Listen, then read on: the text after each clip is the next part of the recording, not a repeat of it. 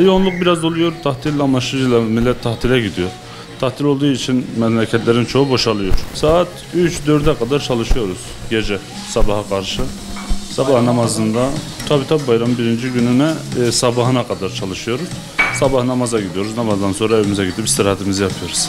Hayır, sadece bayrama özel. Arife günü ve Arife'den bir gün 2 gün öncesi böyledir. Genelde Arife'den 2 gün önceden başlar yoğunluk.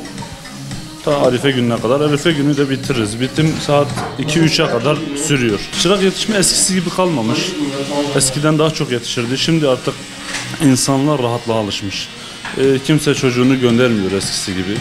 Ama elhamdülillah bizim daha meslektaşlarımız bayağı çırak yetiştiriyor. Biz de dahil yetiştirmeye çalışıyoruz. Çok şükür memnunuz. Ekmeğimiz çıkıyor elhamdülillah. Tabii Allah'ın izniyle 2000 yılından şimdiye kadar çalışıyoruz. Kısmet olursa daha ölene kadar bu işi devam ettireceğiz inşallah.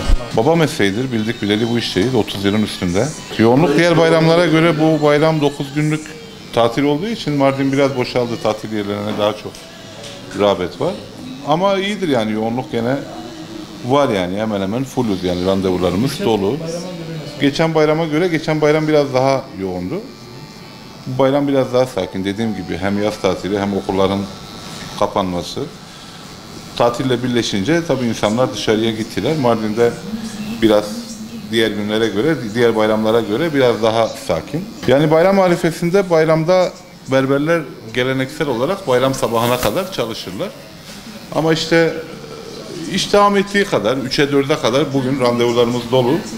Artık işin yoğunluğuna göre sabaha kadar buradayız yani. Çırak, biz yardımcı yetiştiriyoruz. Yardımcılarımız var, çıraklar var. Eskisi kadar olmasa da